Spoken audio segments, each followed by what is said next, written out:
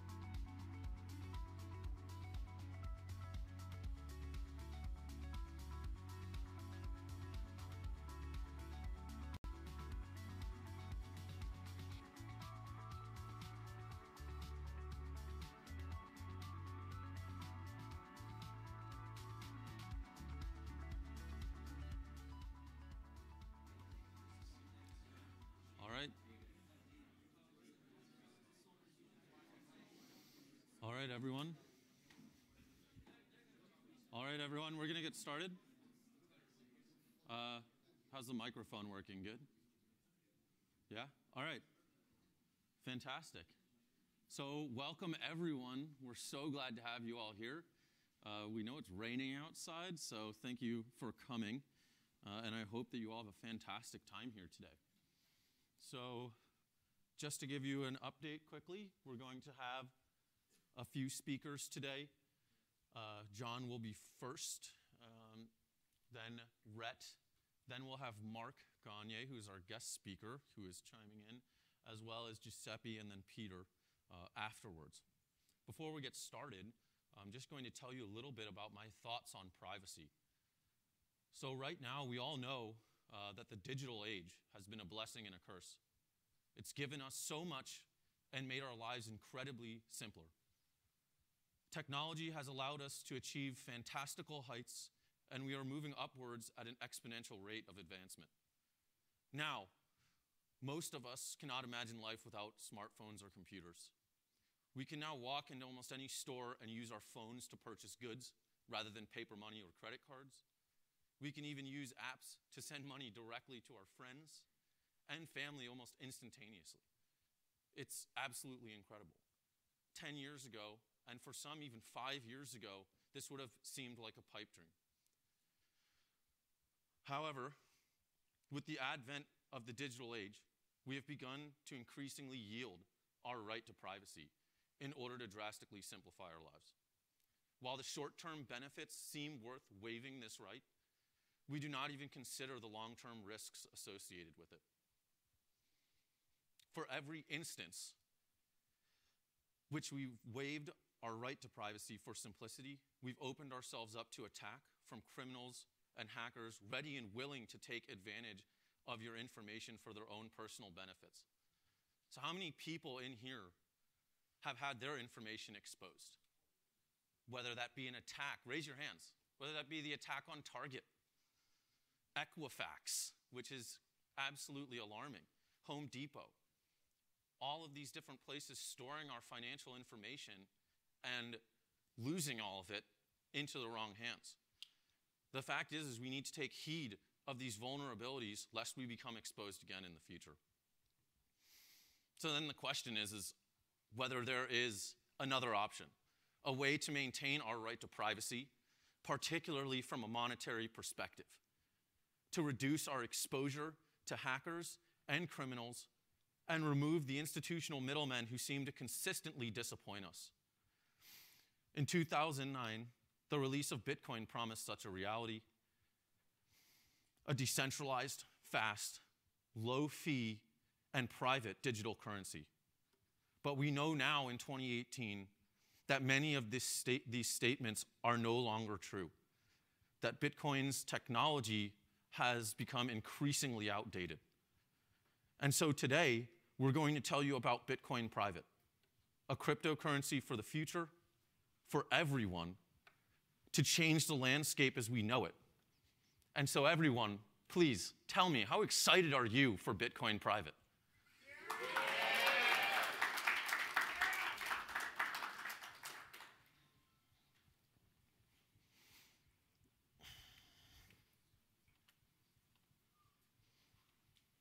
I just wanted to sort of advocate our program first before I move on to the next speaker, which is our minor program. How many people in here are minors?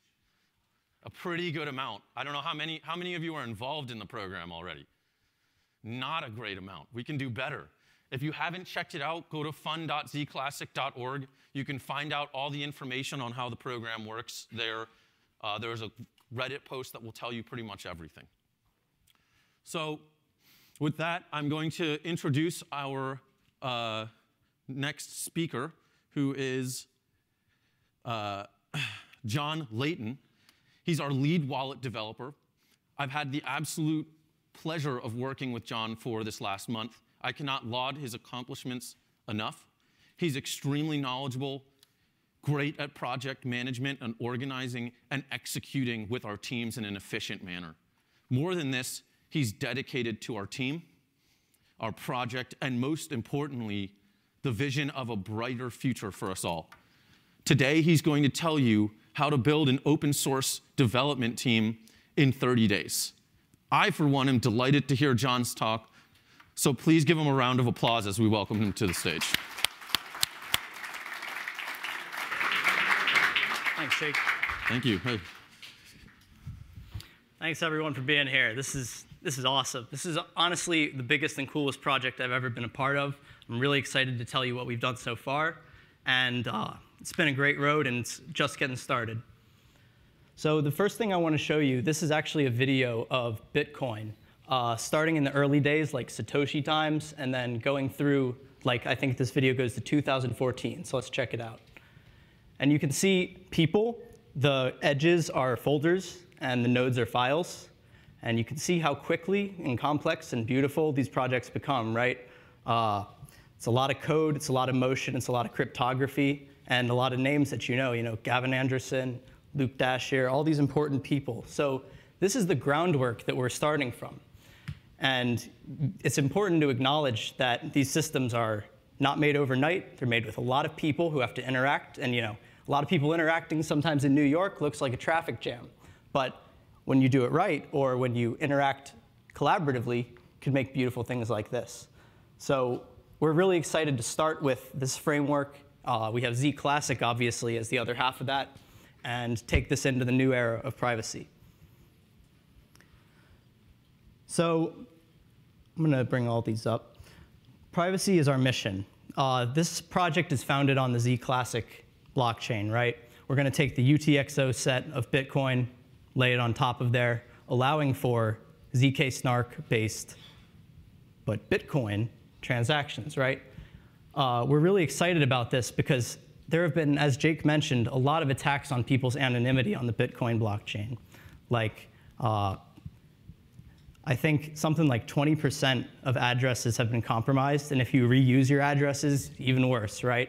So these paper trails are a huge problem with Bitcoin. We seek to solve this, and if you're familiar with Z Classic, you know that shielded transactions are a great option. Fresh models to community involvement. What I mean by this is I'm going to declare today that there are two parts to our team, and they're really one and the same, the internal team and the external team. Now, how many of you guys have worked with GitHub before? Great. So for the rest of you who haven't, GitHub is a place where you can really readily collaborate with other developers. It's free to make public repositories. Bitcoin and Z Classic are both on GitHub. It's the place for open source development. So the internal and external team notion is basically this. We have a Bitcoin private contribution team, and that is in our Discord. What we do there is we have meetings pretty often, and new developers are welcome to join, and the people who are administrative spend a lot of time in there making important decisions. But we want to work with the miners, right? I mean, consensus happens at the miner level. So we want your input too. So really there's a fine edge in the middle, which is somewhere like GitHub or come visit our Discord, and you can participate in the meetings so that we can all be on the same page. We're really excited with collaborating with everyone in the community. In terms of some of the projects we've been working on, so we started with our Z Classic wallets, Z Classic ecosystem, and really turned those into what will be the foundation for the Bitcoin private wallet. The only difference is really allowing for Bitcoin addresses to be a part of this. But over the last few months, we've taken the Z Classic code, which was a little bit out of date, and really brought it up to where it needs to be. At this point, it's great. We have both a full node wallet and an SPV, so Electrum wallet, in a state where the full node wallet can send shielded and unshielded transactions, and the Electrum wallet is getting started with the shielded transactions. So we'll talk about that a little later.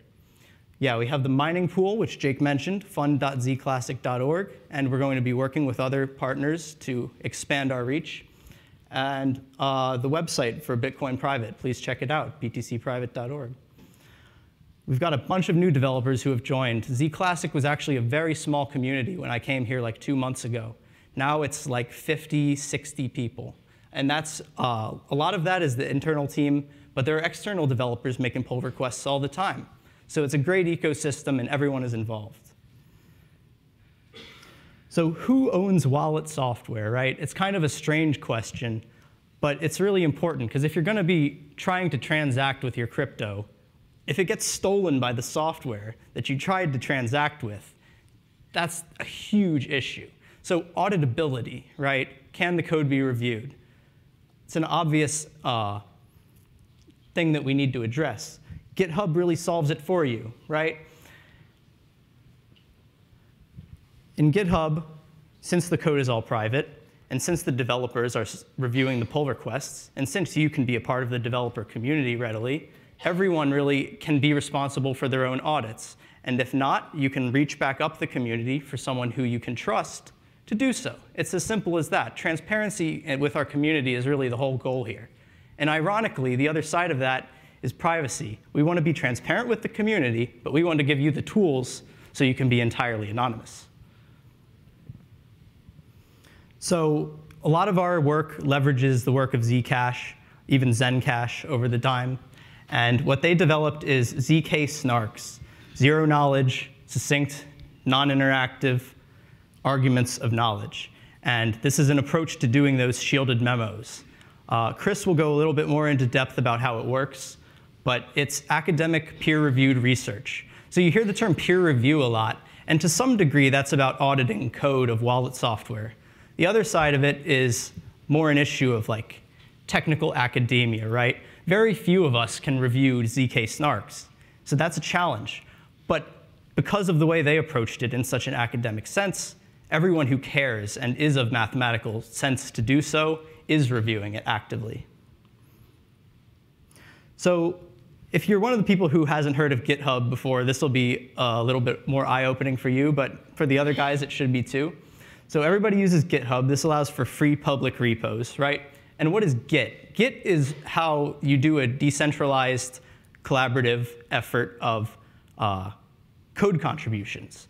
You have branches. You can merge branches. You can fork repositories, right? All these notions really come from Git.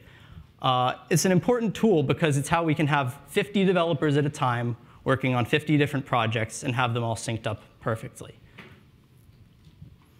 There are other options too. GitLab and Bitbucket do private Git hosting. That's not of interest to us, right? Because we're really into a transparent vision with our community. And Keybase, I only learned about this a little while ago, but they have an encrypted Git service. So that's kind of a fun parallel with what we're working with here, right? We're focused on privacy for the individual. That's something that maybe a company could use to ensure an additional layer of privacy for their software. Now notice how in the prior slide I mentioned that code is often compiled or obfuscated. Like if you buy a game, right, that's compiled code. You can't reverse engineer it readily. Well, we want everything to be reverse engineerable readily because that means that you can audit it properly. So we're sticking with GitHub.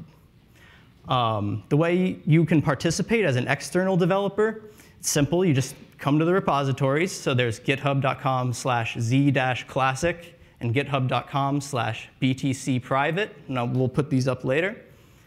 You come, you learn about the code, you talk to our developers, maybe join the Discord, and from there it's no big deal. You make a pull request, and if it makes sense, we'll take it. And if it doesn't make sense or needs changes, we'll review it and let you know. So everyone's a contributor. It's a beautiful approach. Internationally, we've had a lot of people come to us too. We have a really good localization team led by a guy named Manuel, and it's been incredible how many people. We have representation from Asia, Europe, none from Africa yet, but really worldwide. It's been incredible. And the only thing that we can do when we're using all this open source software and making new things out of it, we want to have some way in which we can give back. So upstream contributions is really that discussion. Z-Classic is definitely going to be one of the people receiving a lot of our cooler changes that are applicable to it. And of course, it's important to give credit where due. So we're taking MIT licenses and GNU licenses, and wherever they're marked, we're making sure that they come along for the ride. So far, we've been working on the Electrum wallet pretty intensely and our full node wallets. The Electrum wallet is SPV. I said that before. That's simple payment verification. It's an approach where you don't need the whole blockchain to send your transactions, sign and send your transactions. You only need headers, right? And this makes it so that it's convenient. And this makes it so that it's practical for a mobile application. Because with the Swing wallet or the Elios wallet, you have to use the daemon, right? If you guys are familiar with this, there's a big underlying piece of software that's going to be helping you serve your wallet, really, do receiving and signing of transactions. So the full node approach in terms of ZK snarks is not really reasonable for a mobile context. It takes like a few minutes to do a transaction, and that is because of the nature of the shielding. The power of it requires that. It also takes several gig of RAM. So there are some new Zcash improvements coming in a thing they call JubJub and their sapling project. And this will increase the performance of these. So we're starting early and getting some work done on that. The Swing wallet, so we had a wallet called the Elios wallet. It was a project of ours. We used Electron.js to make a really nice wrapper around that daemon. We're going to go back to the Swing wallet because we're really excited. The Zencash team is putting a lot of energy into that, and it's a little more feature complete. So we're going to be using the Swing wallet going forward as our full node solution. And I encourage everyone to run a full node. It's your best defense. Swing Elios wallet's supporting all transaction types already, as anything using the daemon does. And the donation mining pool, this has been a great project, fund.zclassic.org. This will help us pay bounties for the more challenging issues and some of our marketing team for their time. So we're really excited about the donation mining pool as well, and it's going great. So what's coming up? All right, so first thing, finish up that Electrum wallet, right? This is a challenging thing. It's basically a research project of ours. There are no Electrum wallets on these Z currencies yet. It's because it's uncharted territory, but we think we can pull it off. So we're working on that eagerly, and Chris, in fact, is going to present a little more about shielded addresses and how it relates to Electrum. And the Swing wallet also has this feature where you can do group messaging. So with the shielded transactions, there's a notion of shielded memos, right? You send someone an anonymous 5 zicles and a message to. That's a part of the way the transactions work. So the Swing wallet has support for group messaging. And that's something that we don't even know the potential of yet. We're really excited to just lay out the framework and then get the community involved and see what you guys want to do with it, want to build with it. It's going to be a very interesting new thing that none of the other Z currencies are working with. One-click miner. We have a little one-click miner on the schedule. We're considering using this as a donation vehicle, but more importantly, it's convenient for any of you Windows users with an NVIDIA card or 2 or 3. Just get started, no problem. And BTCP Snapshot is coming up. So we did our first fork rehearsal a little while ago. It went very well. What that involved is taking the snapshot, opening up a test net on a few nodes, and seeing how it goes. And there were no real problems. We had a great time. We had some good community support and made a few refinements. So in the next week or two, you're going to see the next rehearsal. And this will be the last one before the actual snapshot. And we'll be reaching out on Twitter to you guys to get some more people involved, some more nodes up. And stay tuned for that. And then finally, the snapshot. This is coming up on February 28th. This is the date at which the state of the Bitcoin blockchain and the state of the Zclassic blockchain will be documented. And then the new blockchain, BTCP, will be born of exactly the UTXOs in either of those. There's a fun challenge that would come with the shielded addresses, right? They would need to, if you were to put them on a traditional blockchain, it would be an extreme challenge. But because this is based with Zclassic and the UTXOs from Bitcoin come on top of it, it's actually really doable.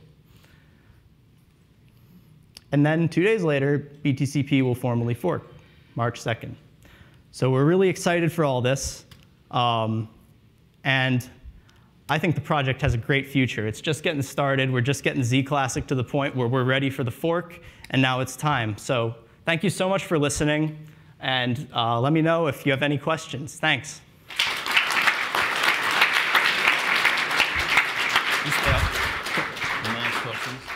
So we're gonna start taking some questions. I'm gonna call on people, and then please wait for the microphone. It looks like we have one here. So Adib, can you bring the microphone over to him? And just say your name, introduce yourself, and then ask the question, please. Hi, my name is Kunal. I'm definitely involved in this. Fork. I just want to ask a question. Sure. So there's about a 2-day period between the snapshot and the official fork. So do you have to? Right? Do you have to hold it? Do you have to hold the ZCL through the official fork, or only during the snapshot? Just checking. So only during the snapshot. I'd like to get extra confirmation, but that is the nature of the snapshot. That's why we're taking the state at a given timestamp.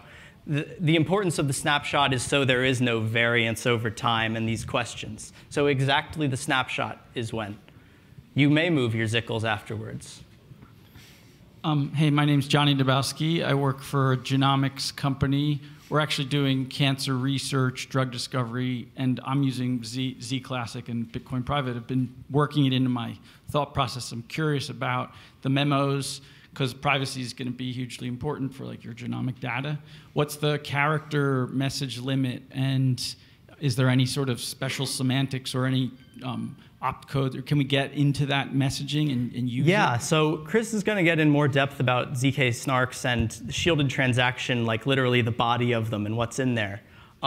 It's several bytes. I don't know that number, actually. But the reason I put rich shielded memos up there, actually, is because I have a lot of the same vision. There's some really cool stuff you can do once you send not only a shielded transaction, but a shielded transaction where there's value and a message. It becomes an interesting animal. I don't have concrete answers for you, but I'm really excited about it, too. Any other questions? Thanks so much. Oh, yeah, one more. You got it? How you doing? I'm one of the miners also. Sorry. Great. So what I'm wondering is, well, first about the fork. Is there going to be a specific block number that we know that? So we haven't decided on a block number yet. I spoke with our lead developer who ran the rehearsal last time, actually. And he said that morning of, we don't know yet. There's no reason for that, but it will be at a given block number. So give us a week and we'll announce that more formally. But really, morning of February 28th is the closest thing I can give you right now. Another thing, since I'm mining also on the fund, I've noticed that there's a cap probably of how much we can ultimately mine. Right. Because in the beginning, of course, I see that it is going up, up, up, but then all of a sudden it just stayed steady. And then once I disconnected one miner, I see it decreasing. Is there a specific amount? Do you want me to? Sure. So I can answer that because I've been sort of the one, or at least I guess a lot of us, we've worked together on how to do that. So it's sort of this auction system, right? So the maximum amount that can be donated is 50,000 Z Classic through mining power, right? But then the amount of Bitcoin private that's handed back is 62.5 thousand no matter what. So it's more about what your percentage of the pool is. So if you donated 10% of the total Z Classic, you will get 10% of 62.5 thousand, right? If you start removing miners, your percentage is going to go down. Over right? time. Over time, because, and the more you move, the faster that percentage will go down. It's kind of like a free market type technique. The people get to decide how much they think they should get per Z Classic based on the mining program. Great, guys. Thank you so much. Well, we got one. Wait, we got one more. All right. One more. Let's do it. Last one. Has there been a block height veiled for when the snapshot's going to occur, or should I sit there and refresh? We did just answer that. Yeah. We don't know until the morning. It'll be the morning of that date. It'll be the morning of, but we'll let you know sooner than that. All right. Also, the value of Bitcoin private, is it going to be valued at a particular price up until the point it is now, or? Don't answer that question. We cannot answer that. So the nature of this really is that, remember, exchange? one Z Classic or one BTC, both will yield you one BTCP. Price is a thing of market. We cannot comment at all on price. The questions are done. We're going to go to the next speaker. Thanks, guys. Thanks, John.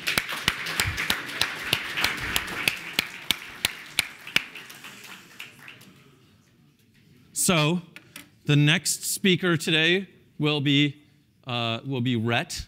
Many of you know him. He has many accolades, and people would argue which one is the most well-known. The fact that he went to MIT, that he's the founder of Z Classic, or that he was an actor in Crocodile Dundee 2 or True Blood. I think we can all say safely now that the #1 accolade will be the creation of Bitcoin Private. On a fateful evening, Rhett actually announced the project in the Z Classic Telegram along with a call for volunteers, and I just happened to be in there that day. So if it weren't for him being in there and actively recruiting volunteers, I wouldn't even be a part of this project. I'm extremely thankful for that opportunity, and I am extremely pleased to invite Rhett up to the stage, and I hope all of you will help me give him a hand while he comes up. Here you go, man. All right, let's move this. Well, hi everybody. Thanks for showing up here.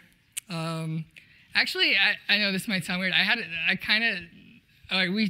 So I'm just gonna start this out with a question. Maybe if a few of you might have your own answers, but when I came in here and saw the people here, I was wondering, like, why did everybody actually show up here today? Because, like, there's a lot of information on the internet, and I don't like leaving my house very much, so it's pretty awesome that all of you did. But does anybody have any, just real quick, like, anything that they were hoping to sort of get out of this? Yeah, sure. Oh, wait, we'll give you the mic. I'll just give you the mic. Hey, if it's a good answer, I'll give you a shirt afterwards. All right. You've been putting community first from the beginning, from Z Classic, and now with BTC Private, it's been an open invitation to the community. So when I saw it on my map, I live in Connecticut, I was like, I have to be there because there's a different thing when you get together with humans, and so it's a chance for dialogue. I think that makes a lot of sense, yeah. So yeah, like, I've been going to crypto events since, I don't know, 2014. I started going to them in San Francisco, and I agree with that sentiment a lot. Like, you get a much different feel when you actually meet people in person. And online, there's actually, we all know there are a lot of, like, sock puppets and things on Twitter, and there are people running, like, marketing campaigns on Reddit. And it's really hard to, like, get a sense for a lot of people, like, what's fake and what's not. And so yeah, this is definitely, if you're getting into it, you definitely do want to come and meet people face to face. So thanks everyone for coming here. So I'll just sort of get into it like pretty quickly. So the original sort of pitch for Bitcoin, right, was that it was peer-to-peer electronic cash. It was supposed to be fast with low fees and be private, right? And for the past few years, I've kind of been involved politically into, like, these debates over whether there should be 1 megabyte or 2 megabytes in a blockchain, and it's been really frustrating. And when I started actually playing with Bitcoin in 2011, Bitcoin was a few dollars. I would just go and, like, write some toy code, and that was when a lot of people were building exchanges and services on top of Bitcoin, and it's become incredibly frustrating for those types of businesses and things that have actually they built their infrastructure on top of Bitcoin, assuming that they would have 5-cent fees, 10-cent fees, and now they get hit with $5 fees, $10 fees, and it just completely upends their business, right? And they don't really know.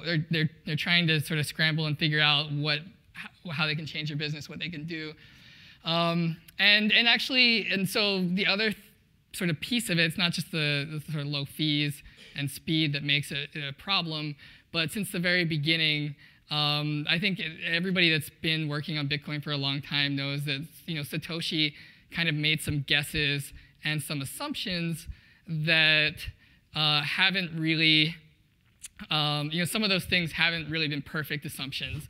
Like, for example, 10-minute block times, right? That was probably just a guess, to be honest. And in Z Classic and in Bitcoin Private, we have 2.5-minute block times. And after years and years of experimenting and actually being able to evaluate real network performance, we know that 2.5-minute block times works really well.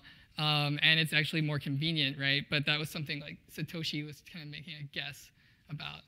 So so the first piece, just being like fast and having low fees, that's really important to Bitcoin developers and merchants.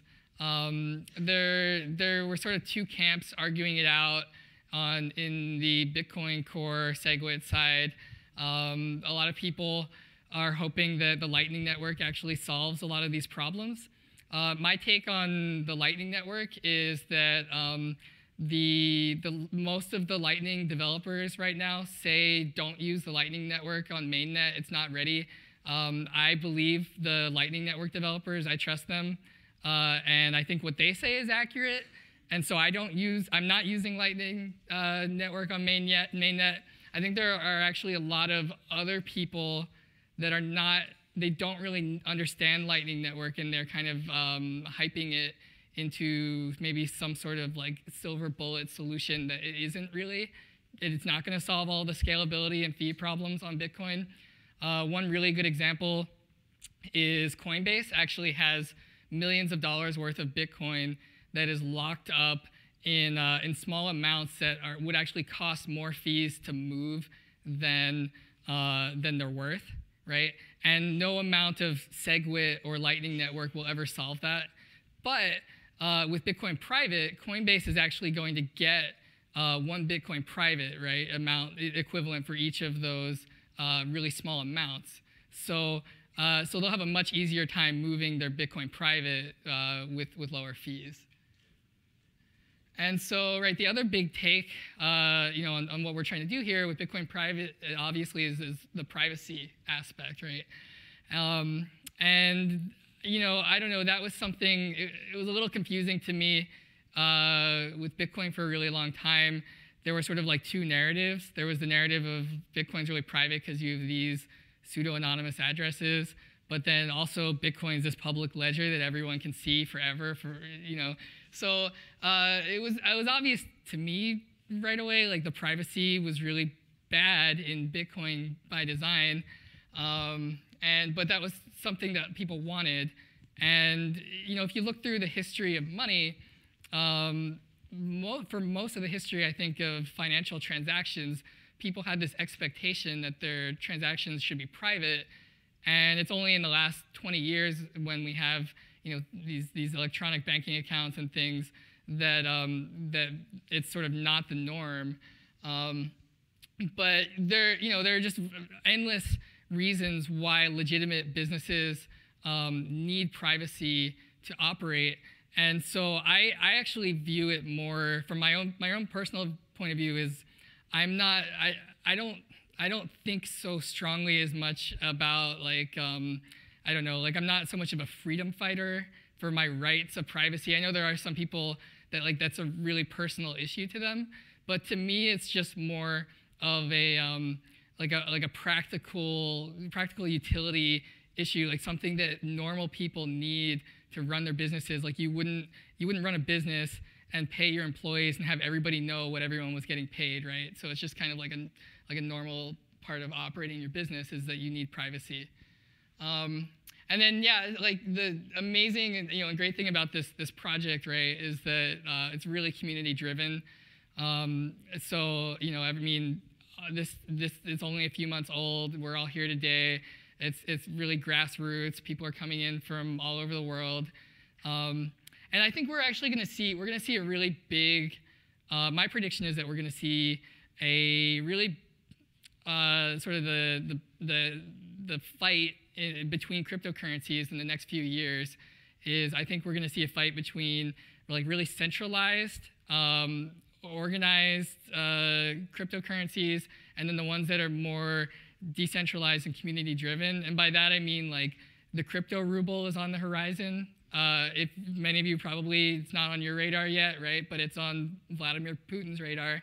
And this is real, right? And that's going to be a very like centralized, non-community driven coin, right? And that is basically what we're up against. I think it's going to be something like Bitcoin private versus the crypto ruble, and people are going to have to decide what they're more comfortable with using, right? And if there are high fees, and there's, you know, and if there's high fees and bad privacy and slow confirmation times on a Bitcoin or something that's decentralized, then a lot of people are going to opt to use the crypto ruble, which might have lower fees and you know, quicker transaction times, and even, you know, even if it's more centralized and not community driven, right? And so, right, a big part of that is actually when Satoshi created Bitcoin, he used the SHA-256 hashing algorithm for their mining.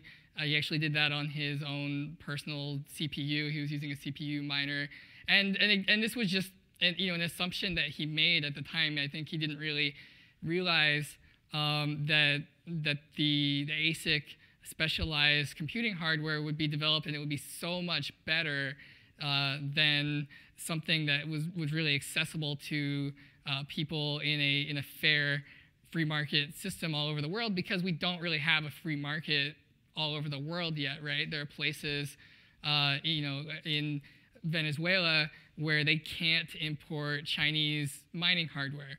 So what we have today is basically somewhere around 10 mining pools control the vast majority of the Bitcoin mining network.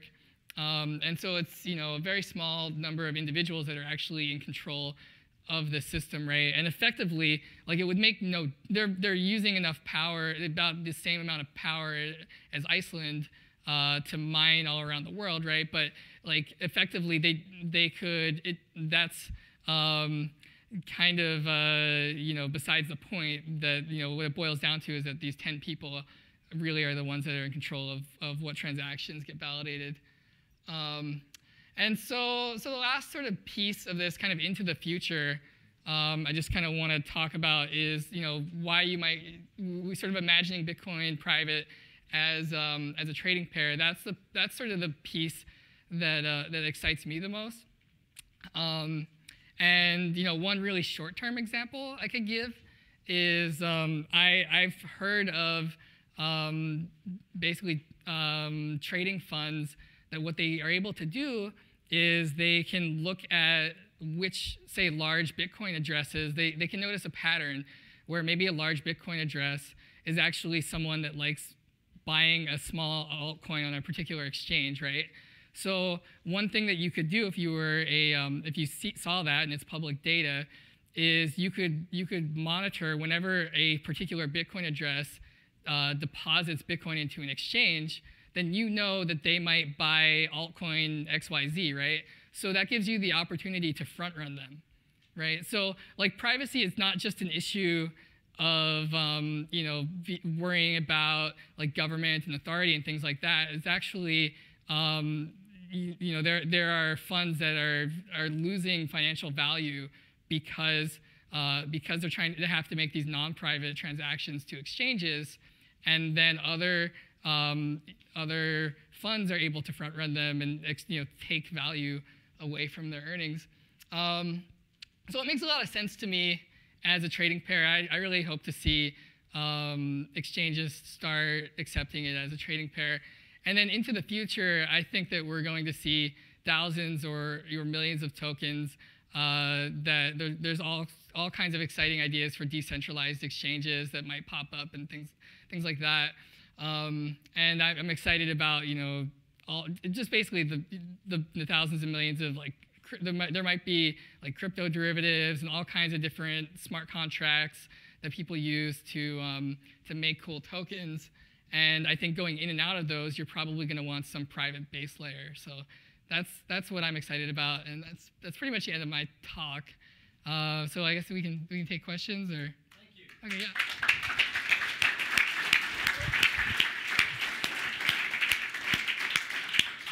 Do you have any questions? Way in the back, it looks like. All right, get on the mic.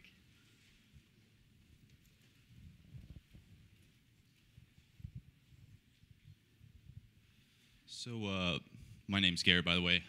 Following the fork, do you see Z Classic becoming obsolete? I know you can't comment really on market value, but what happens after the fork? Does Z Classic have a use case, or does all that use case go to Bitcoin private? Sure. So I can talk about that. So the original reason why I created Z Classic. So I went to a talk actually where Zcash was announcing their Zcash coin. And I learned about they put a 20% founders reward into Zcash, and I was, it really upset me, I guess, and because I didn't know really what the future for Zcash would be at the time, but it appeared like, well, if this actually solves this privacy problem, which is also, we could get into it, but if you solve privacy, you also solve a fungibility problem with money. And there are some people that argue that fungibility may be a requirement for a form of money. Anyway, I get sidetracked, right? But I got concerned that Zcash might be sort of the default money in the future. And if you think about, well, if a very small group of people have 20% of all the money, that just seemed really unfair. And also, I wasn't asked to invest in it, so I was like, hey, this is unfair, right? So I told everyone, though, I looked at the code and I was like, you can just delete these 22 lines of code, and we don't have to give them any of the money. And and it was it's funny because people were like, oh no, we'll just do what they say we should do, and so I actually had to. I had to actually fork it and then delete the 22 lines of the code. And then I went on Bitcoin Talk, and then I said, like, hey, guys, you can mine this. And then all of a sudden, there was a real thing that they could mine. And if you didn't mine it quickly, then someone else was going to get it first, right? So there was sort of, it turned into like, no, let's not bother with this, to like, hey, that guy is already mining too much. It's unfair. I better start mining. Right? And that was actually the launch of Z Classic, but it was the mission of Z Classic was just Zcash with no founder's reward, right? So I didn't get anything for creating Z Classic because it was a purely mined, fairly distributed coin, and so that is the mission of Z Classic, right? And that always was the mission of Z Classic. Now, with Bitcoin Private, we've sort of been, we've learned some things from the cryptocurrency experiment over the past few years. And one of those things that we learned recently that I wasn't aware of until a few months ago is actually that there's a lot of value to Bitcoin forks. And there were some people that predicted, for example, that Bitcoin Cash, Bitcoin Gold, right, would go to $1, $0 in price because all the Bitcoin holders would just dump it, right, for free. And what we've observed, at least, is that that's not the case, right? So I think there are a lot of reasons why there will be utility with Bitcoin Private, right? We all know, one, we're inviting the whole Bitcoin community network now into our network, so our network just gets bigger.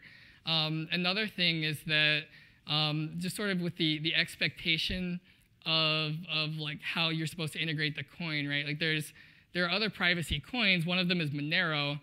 And one of the things that Monero is really proud about is that they are not a Bitcoin fork. They don't use the Bitcoin code. It's a whole new code base. But what that also means is that you have to relearn. If you know how to integrate Bitcoin and you're an exchange, you now have to set up a whole new process for integrating Monero. And then there's all sorts of things like 24-hour sync times and things that are like gotchas for that, right? So on the one side, I know this is a really long answer, but we know that there's a lot of value for Bitcoin Private, and that's why a lot of us are here. But we had to make a choice. Were we going to try to forcefully bring everyone and upgrade Z Classic into Bitcoin Private, or were we going to let Z Classic just kind of keep going? And what we opted for is a hard fork with replay protection, with two-way replay protection. So Z Classic will just, it doesn't change. Z Classic is never is going to keep. There will be someone mining it, and it can keep operating, past the fork date. I personally intend to put a lot more of my time and focus into Bitcoin private. I think to me that's where I see the team innovating and working on, but also sort of keeping in mind, originally there were a bunch of people that were part of the Z Classic community, and what the story is, they wanted to innovate with Z Classic. So we made Z Classic, and all these people came on, they were excited, and then they were the Zen team people, and they said, we want to rebrand it, as Zen, and we want to put a founder's reward into it. And I said, look, guys, you can't. The whole point of Z Classic was Zcash with no founder's reward. We can't just put a founder's reward in. And so they forked off and made Zencash. So Bitcoin Private will actually be the second fork from Z Classic, and so there may be more. It may be the case that Z Classic is just a good chain to fork off of, right? So I don't know what the future will be with Z Classic, and I intend to put most of my effort into it, right? But there could be, anyone can fork off of it in the future, or just keep it as Zcash with no founder's reward is sort of the mission of that project, which I think there's probably some utility to that. So anyway. We got a couple of questions up here. Start from the back, Adib, and work our way forward. Anyway, story time. How's it going? Just had two simple questions. I noticed that you guys filled out an application to be listed on Binance. Was that for both Z Classic as well as Bitcoin Private? And second question is, will there be exchange support for the fork? So I think with Binance, we're only allowed to show that image. So that's all I can say is there's this image that was tweeted. And I think I can't say anything else about exchanges. Yeah, so just to go a little bit more in depth, we cannot talk at all about them. We can't even tell you if we're talking to them or not. We can't tell you anything. Can we say that we tweeted the image? That's the only thing we can do.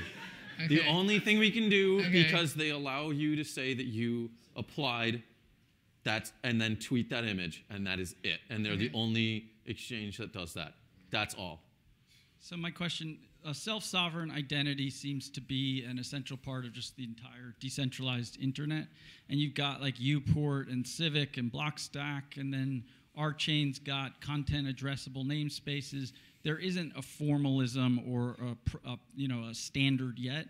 How does Bitcoin Private look at the identity thing, the self-sovereign identity thing, and where do you see it going, or where does it fit into the roadmap? Yeah, that's an interesting question. I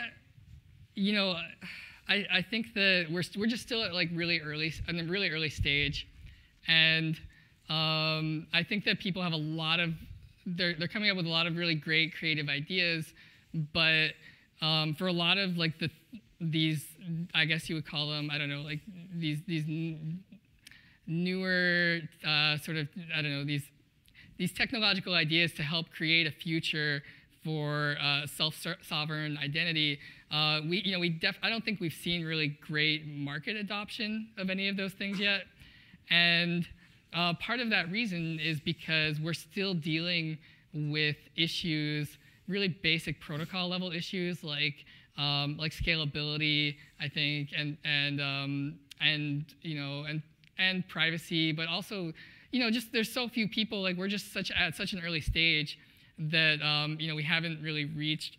I think a big part of the population yet to really get people on board using crypto. And so when I don't know, like I honestly don't, it's hard for me to even read and understand a lot of these new ideas that come up. There's so many that I can't really even keep up with them. But I haven't really seen, I just haven't seen too much real world like market use case for almost anything besides people trying to, very, very, very simple cases, basically people like transacting in coins. I mean, one of the most advanced use cases in any cryptocurrency, I think this year was CryptoKitties, right? Really, like that was a real use case, and it was actually one of the like most advanced use cases, and people were actually using it, and they're like, so you know, we have to see. I think we just have to like see where the market takes us, right? Because you know, I can't say what the market's going to do. Sorry, with what? With signed transactions, it doesn't really matter. You can use any of those, Uport or Civic, with a Bitcoin right. private So what you're arguing is like at a theoretical level, right? You can create these signed transactions, and then in theory, like from a computational theoretical point of view, you're like, well, I can put anything in that signed transaction, right? And you know, that is true from a theoretical computational point of view, but in reality, what we have is like people, you know, people wind up actually doing things for very different reasons. And so, you know, I can't predict like what people are actually going to do, right? Because I just remember in the early stages of the World Wide Web and the internet, you know, there were all these ideas for like how people might use it, and then you become like really surprised. I wouldn't have predicted, you know, Twitter and things like that I just wouldn't have predicted that early on, right? And it's hard to make a prediction about just how people will really use these things.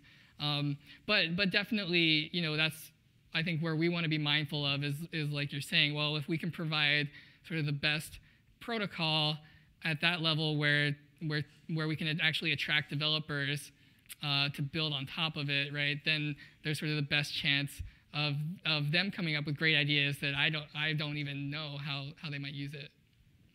All right, let's have one more question. All right, so you mentioned replay protection. Yep. So I really like that concept, but can you please explain a little bit technically, if you could? Because one of the things that I understand about the blockchain is once a transaction is there, it's there. And like, so if you have replay protection, how does that how do you do replay protection while preventing double spending and things like that? So if you could go right. Sure. So, okay. So basically, when you get after the fork happens, right?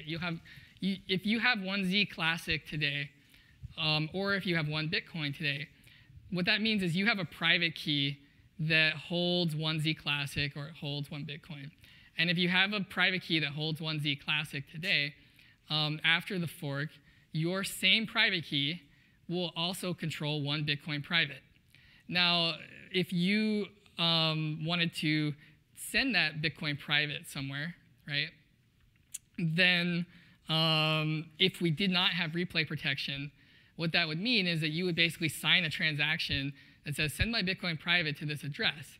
And anyone could observe that transaction and say, oh, I'll just also send the Z Classic to that address, right? So if you tried to buy something with your Bitcoin private, then someone could also just take your Z Classic if there were no replay protection, right?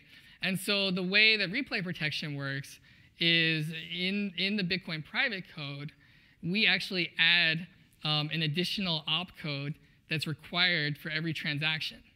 And so what that means is that your transaction will be different, and your signature on that transaction will be different than the signature that would be required to send a valid Z Classic transaction.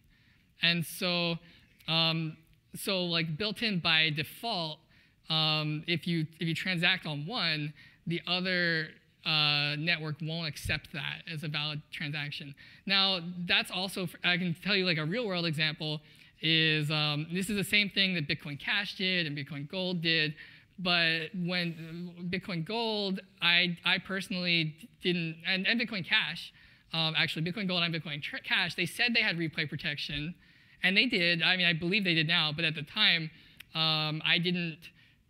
like, why should you trust them if you don't have to, right?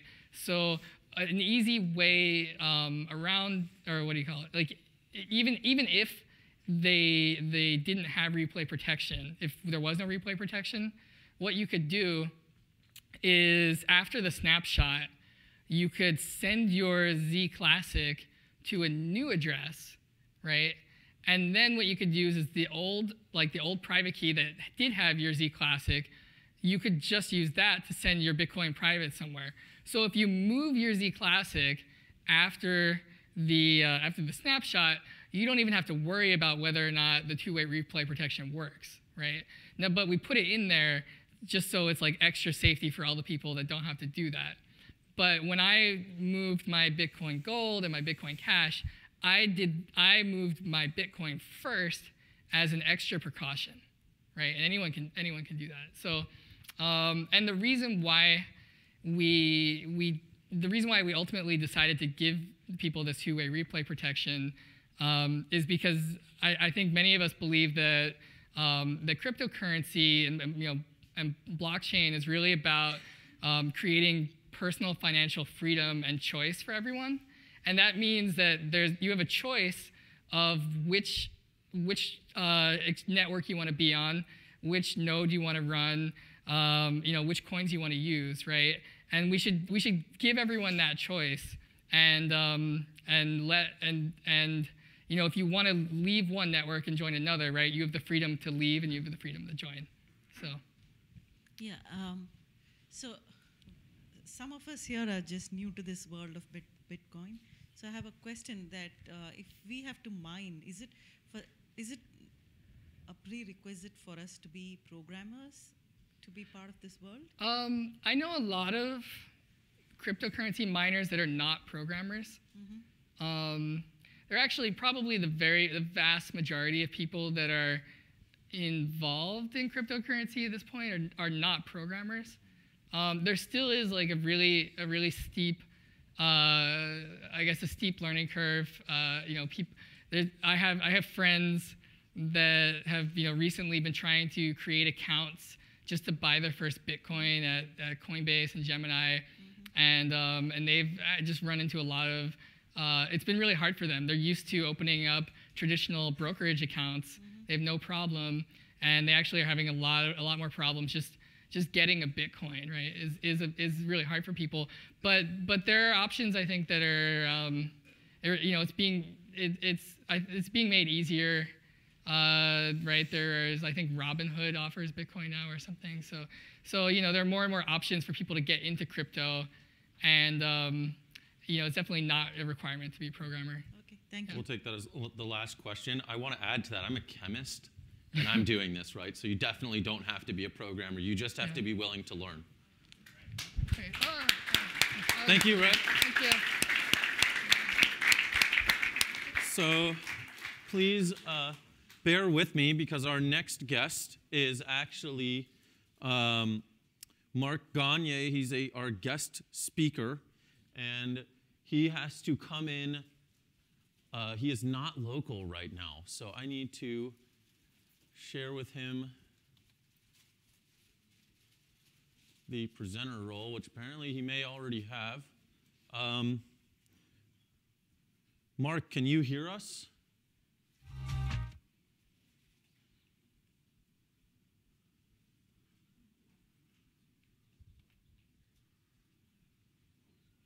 I'm just going to drag this over. Yeah, just hold on one moment while I make sure that he is, in fact, he must be the presenter, yeah.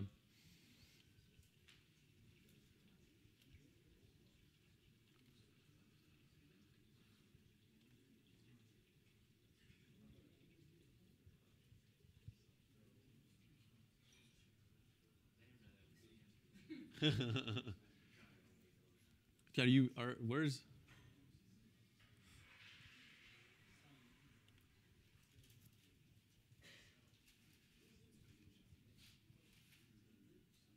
I think he knows he's on, but the audio is not working. Please bear with us while we try to get that up and running. Is there? Hold on.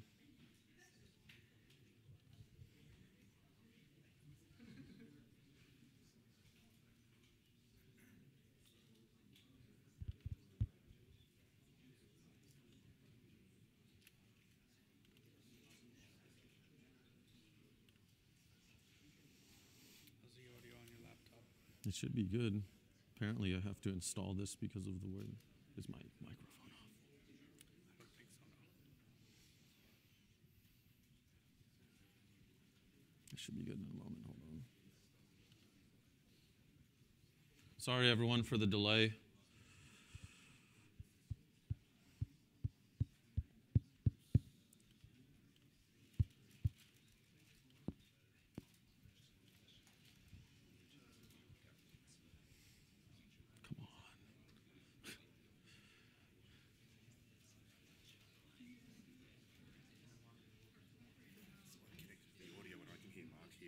Can you connect that to the back? Yeah. Connect it to the back. Wait, hold on. I think. Yeah, hold on. I think I have it right now. Connect now. Just do that. Do that. So, do you have a microphone at the back where we can jam this on? We could just plug you in here, probably. Oh yeah, there you go. You don't have the connection. Okay, let me just call in. Let me call in. You can plug it to that. Yeah, perfect. I got it right now. Hey, Mark, can you hear me?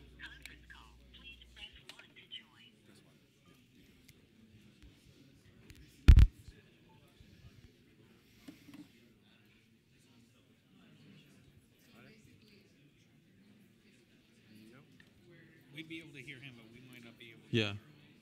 Can we, Mark? Can you Yeah, I can hear you now. It's on my phone right now. Can you, Mark? Can you hear me? Yeah, he can hear me. He's talking. Can we turn up the volume? Sure, you don't want to try this again? I can. Now that the WebEx is up and you install Because if we don't put that bomb in and we try and say, oh, now we're going to audio back in. some new feature, then it might be like when you call from the Hold on. It just says no speaker detected. It says no speaker detected. That's the problem. I'm just going to call me back because that should work. It won't work. It just says no speaker detected. And other Ethereum does this, and Nero does this. This is like part of their. He should be connected on here, and this should be going out now. Yeah, I can hear you now. This should be working.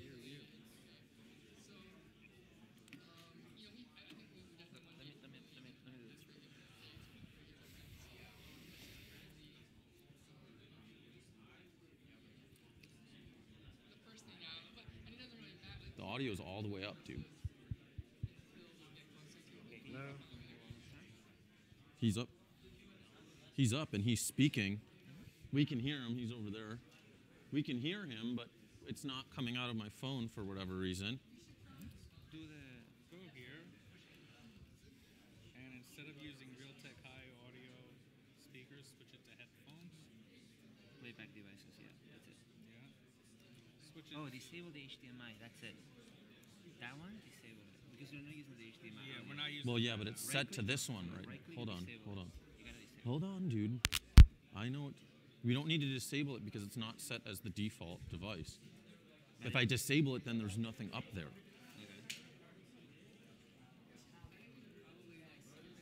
Okay. We're going to take one more minute to give this a shot, and if we can't get it working, then we're going to unfortunately have to skip this, which is really unfortunate because Mark is awesome.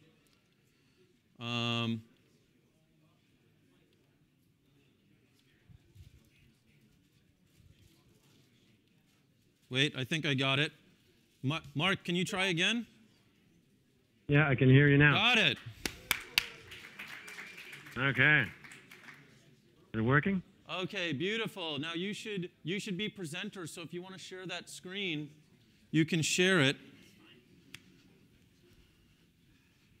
Okay, that was a delay on there. I'm watching on the... Beautiful. So before he gets started, I'm just going to introduce him very quickly, and I really apologize for that delay. So many of you might know Mark Roger Gagne. He was unable to make it today to the actual conference, but we can WebEx in, and we just got it working finally. Mark is a well-known privacy advocate, particularly in the world of information security. He's a strong believer that privacy is an inalienable right, or unalienable right. He is on the board of directors for the Privacy and Access Council of Canada. Furthermore, he was given the recognition of Master Access and Privacy Professional by the Access to Information and Privacy community, their highest award. Currently, he runs his own company, Gagne Legal Services, based out of Ottawa, Canada. We at Bitcoin Private are extremely excited to have Mark talk at our conference about privacy and technology. So please give him a round of applause.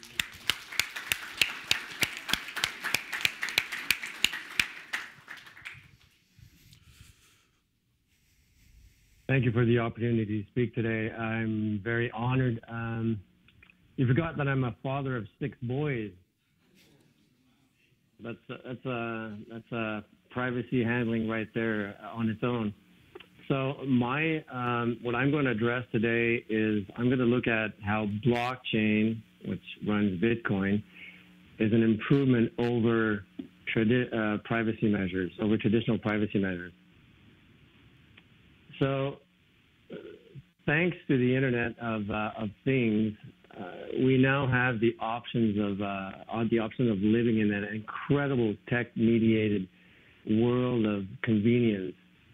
We can connect our lights, our fridge, our thermostat, and coffee maker to the net for convenience.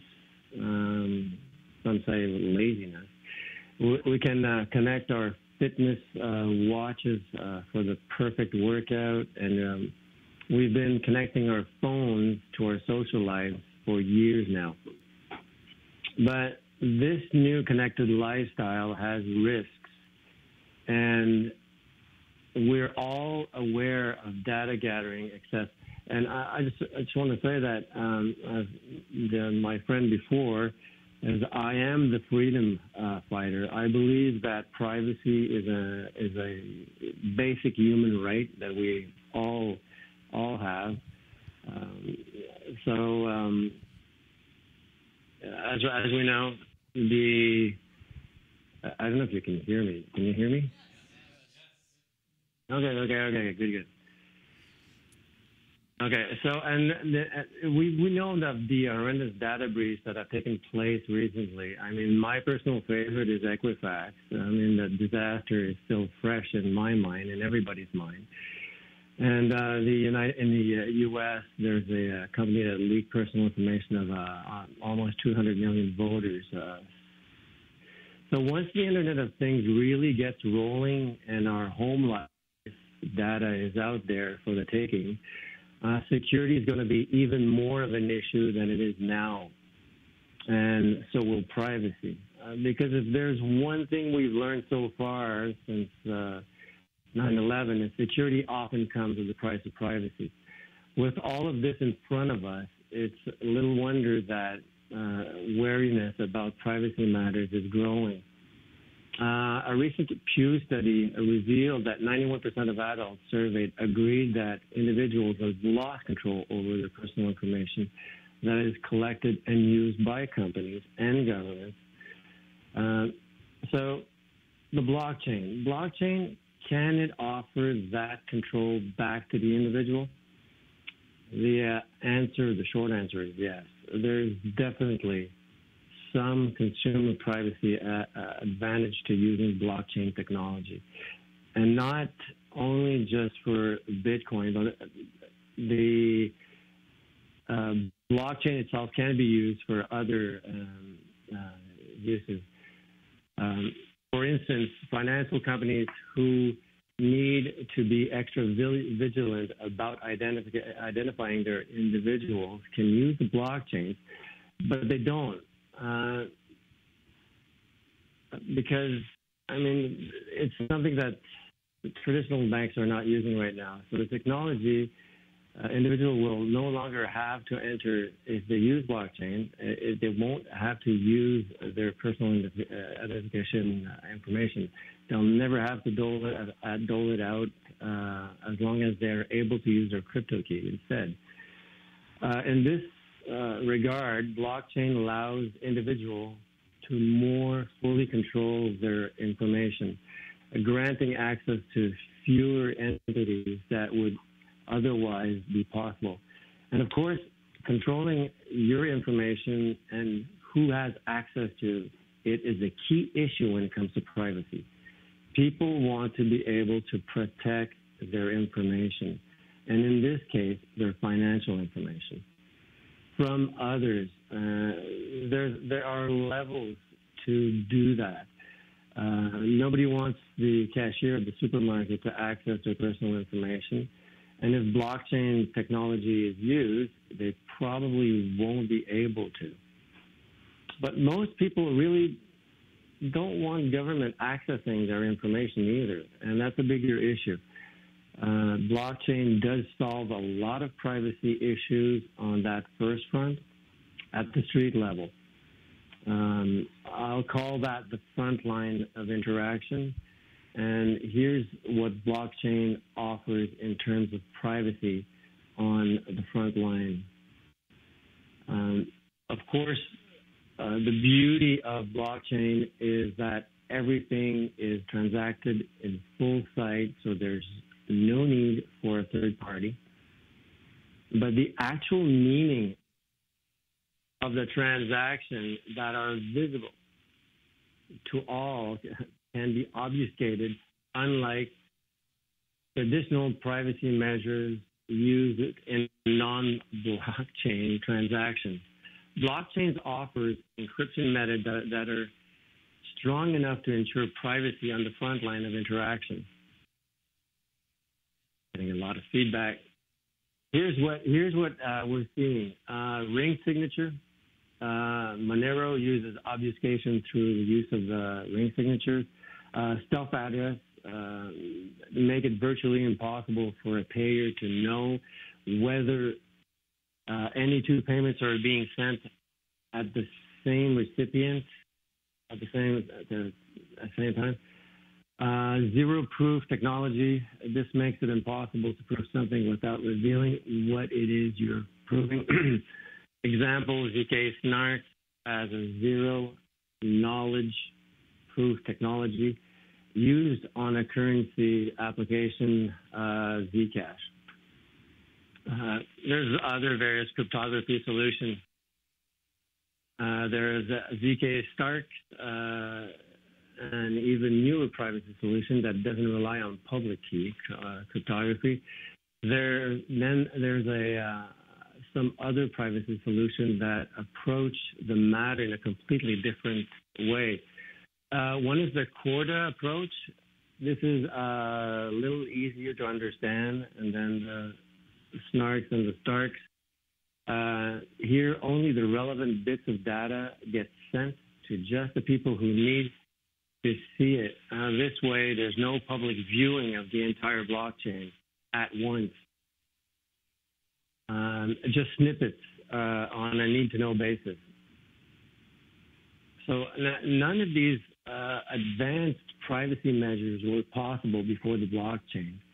One question might be, should privacy techniques like encryption and the Corda approach be mandatory in all proposed applications for the blockchain? Who will govern it and enforce it? Certainly people would demand it if they were made aware of this technology and the privacy benefits they offer. After all, look at privacy right now in the non-blockchain realm. So if you look at the non-blockchain realm, we're going to look at the front-forward facing on the net. So take a look at traditional privacy measures.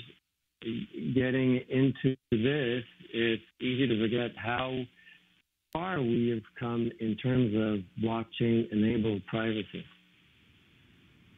Opportunities that await blockchain open doors that were never before with traditional privacy measures, because it hands control back to the individual. And it can be said that the true path to privacy protection is empowering the individual.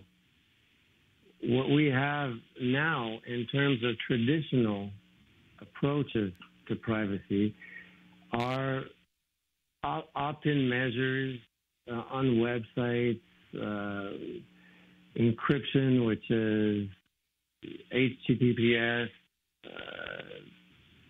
but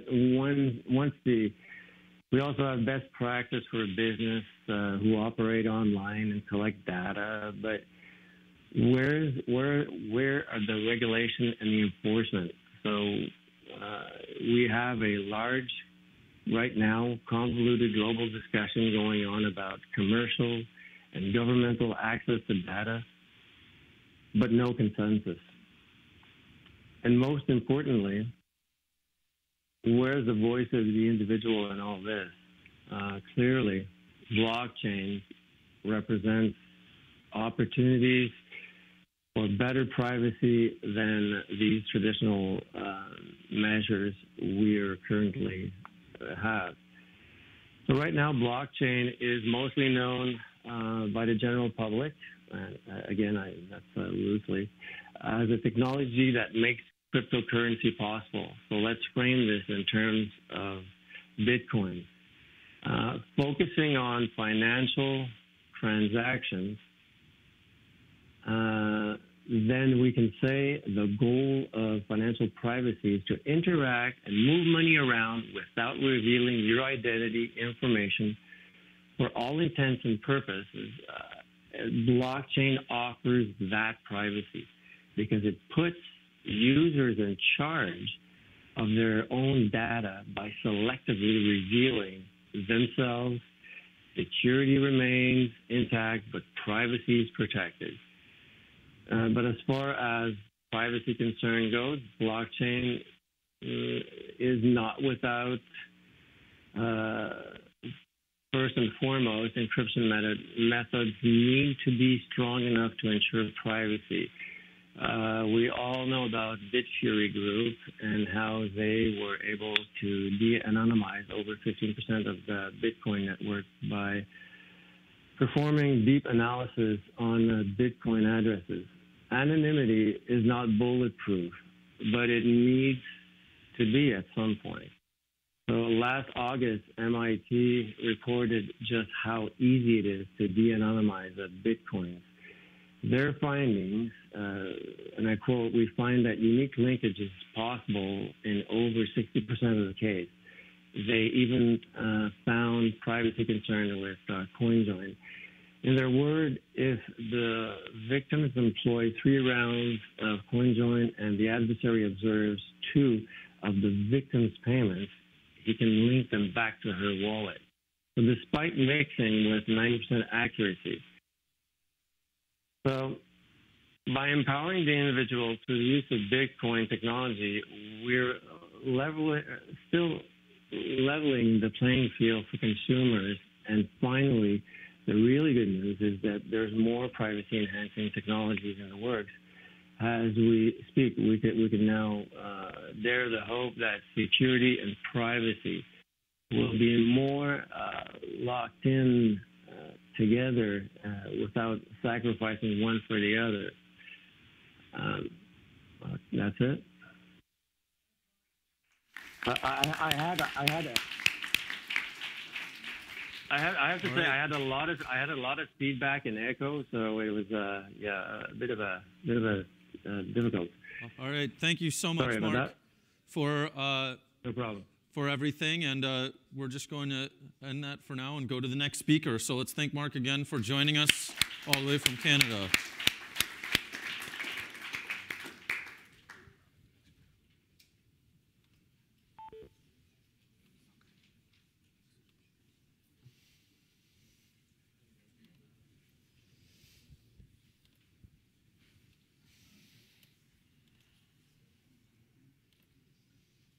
All right, so next up we have Chris Solmoni. He is a senior developer at Bitcoin Private. He brings to the team not only excellence in the realm of blockchain and wallet development, but also strong dedication. Chris has taken on one of the most complicated tasks that we have to date, which is the Electrum wallet, and has excelled at accomplishing everything that he has been required to perform. He's one of the best developers on our team, and I am extremely proud to be able to work with him. I'm also very excited to hear what he has to say and I think all of you will be too. So come on up to stage, Chris.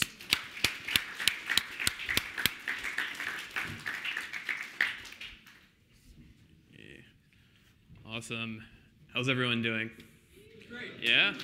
All right, so I'm, as Jake said, one of the developers on the team, and I wanted to give sort of a more technical talk. I'm not going like super deep into like how zero-knowledge proofs or homomorphic encryption actually works, because I need like a big blackboard to do that. But I'm going to go over basically the evolution of the blockchain from Bitcoin to Bitcoin private, and how blocks are actually different. So first we'll be covering block time and block size. Next, our proof of work algorithm that we use. We'll cover what block headers actually look like, and what transactions look like, and then what shielded transactions look like. Finally, we'll cover difficulty adjustments. Let's see. All right, so Bitcoin is great. Like, I got into Bitcoin back in 2011. I mined a bunch of it, and back then, like, you could send transactions to somebody else for fractions of pennies, and it would be mined in the next block.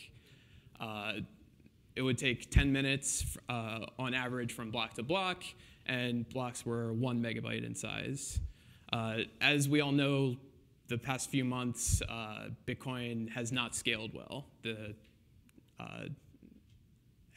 unconfirmed transactions have rose. The transaction fees have become ridiculous, really, and we need sort of like a better solution. And I got into Z Classic back when it first started because I was really interested in Zcash. And I really like what they did by shortening the block sizes down to, or expanding the block sizes to 2 megabytes, and then shortening the time between blocks to 2.5 minutes. This lets us basically have 8 times the throughput, but it's not really 8 times because the headers are a little bit heavier than in Bitcoin. So it's about 5 times the throughput that you'd see from regular Bitcoin.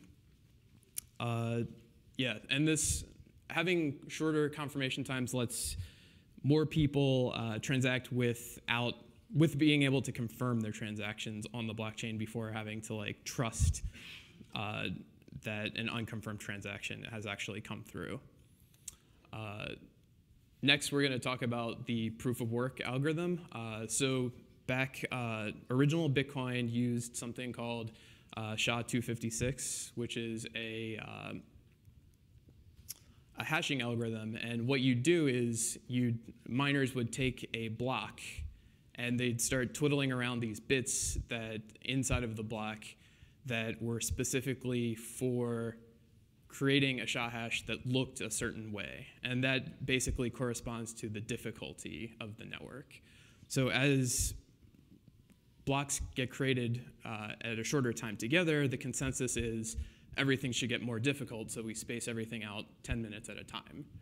So SHA-256 was what Satoshi originally used because, he thought it was elegant. He didn't actually have to include anything in the headers. You hashed the block, and then from there, you'd be able to figure out, like, is this a block that can be mined and put into the blockchain?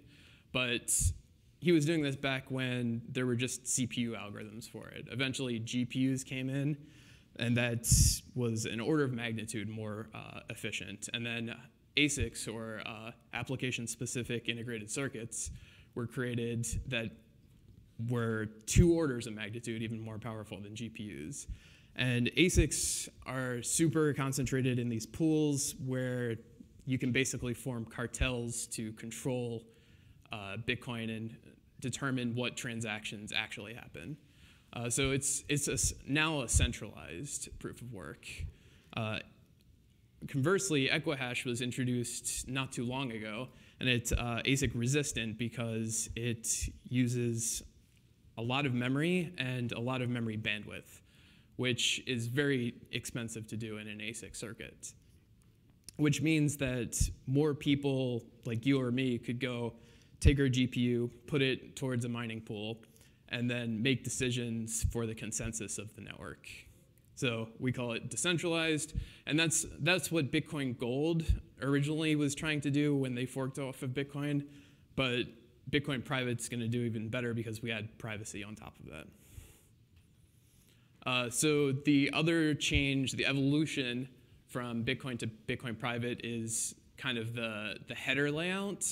So Bitcoin, there's a lot of similarity between the two, but Bitcoin Private adds a few different fields in. So the biggest one is this Equihash solution, which kind of makes the whole header a little bit larger, which is why Electrum was a little bit more difficult to implement as a wallet, a light wallet for Bitcoin Private, because each of these headers is, many times larger than the Bitcoin headers. But we kind of got around that solution by caching the headers globally in CDNs. So when you start up the Electrum wallet, you're actually downloading like a bunch of block headers like from a co-located server around the world. And when you start it up, it's almost instantaneous because it's going to Google, and as fast as you can download it, you're getting the entire blockchain headers, and you can verify it very easily. Transactions, the evolution here is, so Bitcoin, this is actually what a Bitcoin Private or a Z Classic transaction looks like. Bitcoin's these top few bytes, and here there's like a version, there's transactions that are going into in and transactions going out. Transactions in is sort of like if you receive funds, then you put it in so that you can send them out. And then all of this stuff gets signed at the end by your private key, or you use your private key to sign it. And what Bitcoin Private in addition adds are these join split transactions. And this is kind of like the key to the privacy features of Bitcoin Private. There's a concept of commitments and nullifiers in Bitcoin Private. A commitment is an encrypted note that you own. So if you take one of your transparent coins in Z Classic, you can shield it. And in order to shield it, you put it in one of these join split transactions. And then there is no way once your funds are shielded in order to link it back to where it came from. Shielded transactions, there's sort of like a lot of details going into here, but this is basically what one looks like on the blockchain. The ciphertext under here is the actual encrypted note at the bottom. There was a question earlier about how large can these memos be that we send to each other, the encrypted memos. And it's actually 512 bytes, so 512 characters, a little more than a tweet these days. But they added that in as like an extra part that you can put in after the encrypted value transfer. So you get, for each transaction, you get basically 2 ciphertexts. This is the ZK snark proof. This is, these are used to verify transactions, these parts here. And then the nullifiers and commitments are sort of hashes of the ciphertext so that you can verify that verify in a trustless way that a shielded transaction has taken place. And the person who sent the shielded transaction was the person who actually controlled the spending key for it. The other sections here, the anchor, that's sort of so that you know where in this chain of shielded transactions to put these new ones. And then vpub old and vpub new are if you're taking out transparent value or putting transparent value into the Bitcoin private network, like how much is being sent or taken away. And let's see. Finally, there's a difficulty adjustment in Bitcoin. It happens on average every 2 weeks. Blocks have difficulty targeting 10 minutes, and it's slow to adapt to new miners coming on board. Bitcoin Private is DigiShield based, which uses a moving average type of algorithm, so that if you have miners coming in very quickly, it can adjust from one block to the next based off of some consensus parameters. And those consensus parameters can always change. This is also what enables us to set blocks to be 2.5 minutes each. If in the future, we figure out, blocks are better if they're 1 minute apart, that's a consensus thing that we can change very easily by just changing the code a little bit and then getting miners to agree to it. So that's kind of incorporated into the democratization of Bitcoin private versus Bitcoin. I think that's about it in terms of like the technical details I wanted to cover. But if anyone has any other questions about, how these things work, I'd be glad to answer them.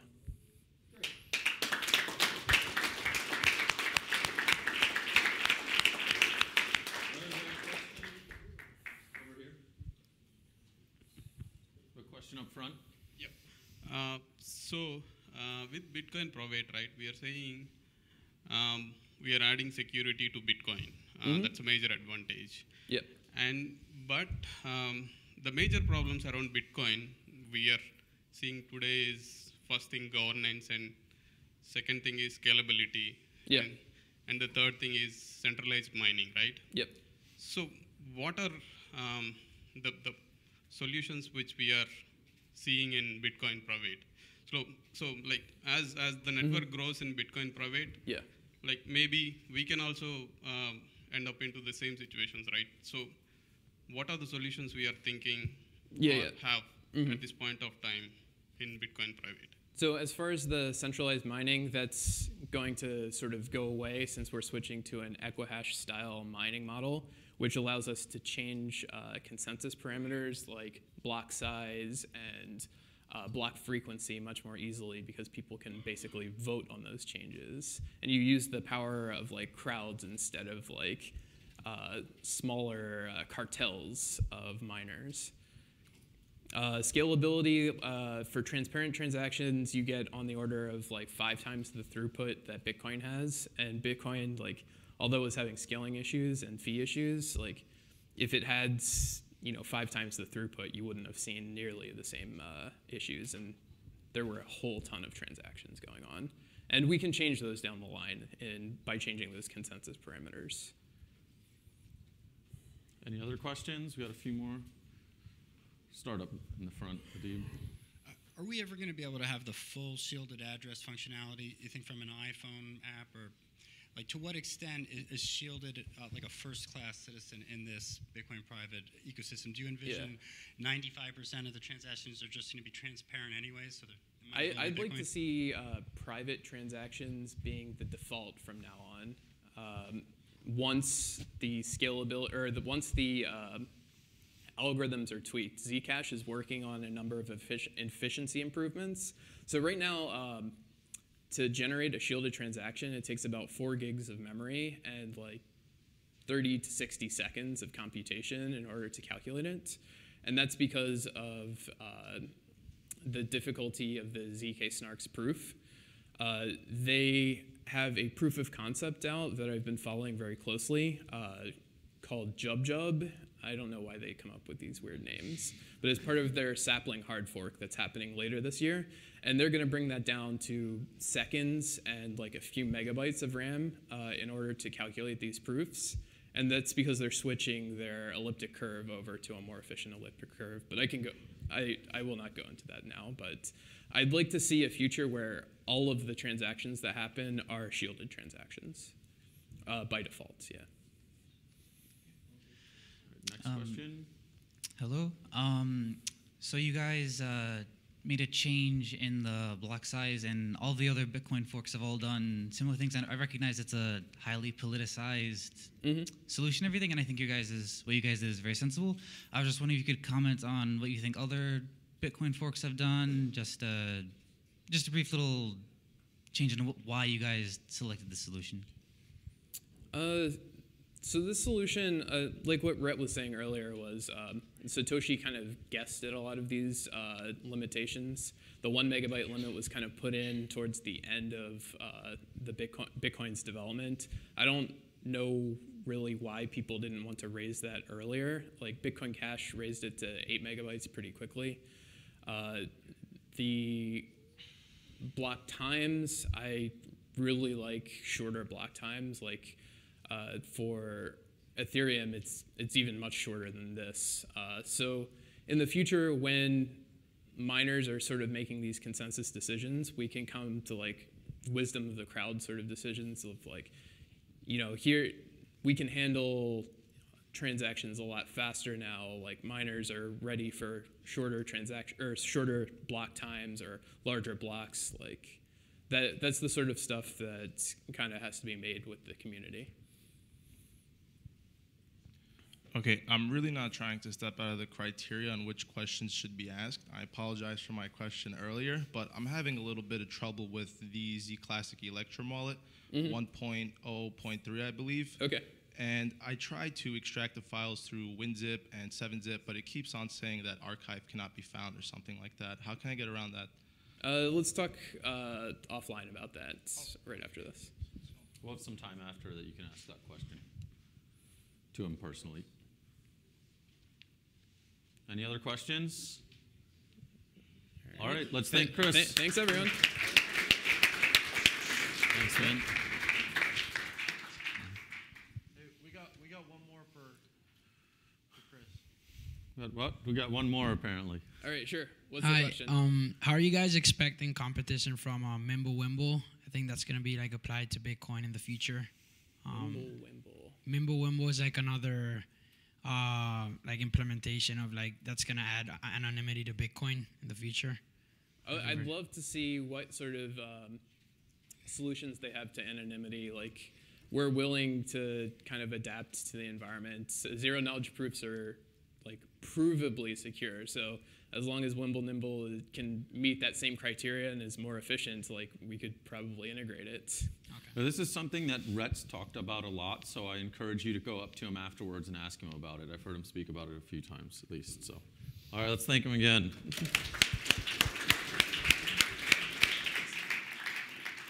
All right, so we are on to the final speaker, which is Giuseppe Stuto, the Bitcoin private marketing lead.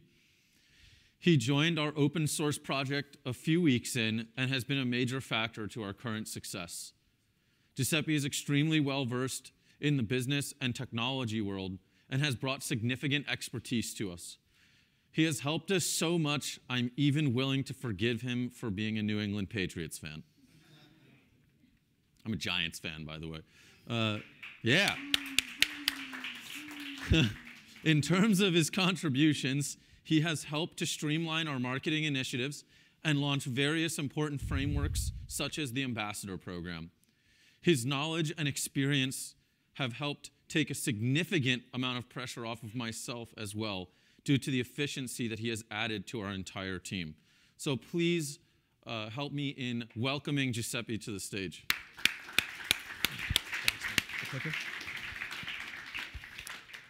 All right, well, can everyone hear me? Perfect. First and foremost, thank you for coming out to New York. I know some of you are local, some of you have flown in. That's, I think, a testament to how truly widespread this initiative is and in the interest that is currently we are witnessing in Bitcoin private.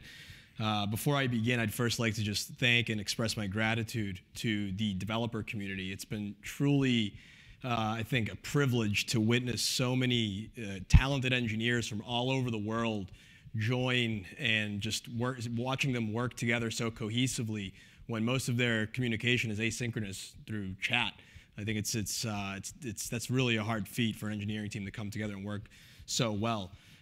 So I think that's a good segue into, I think, getting an idea of how truly widespread our mission is. If you look at this, this is a kind of a Google Trends heat map of how widespread, and I think earlier John actually had this in his presentation, of where the interest is coming in for Bitcoin private. It's truly worldwide. And it's important to keep in mind that the fork was announced, I think Rhett announced the fork in mid-December-ish. And that's when he decided that there would be a fork merge of Z Classic and Bitcoin to form Bitcoin private. And to kind of, for something like this to come together so quickly and to be so widespread is truly special. And it kind of begs the question, why has this happened?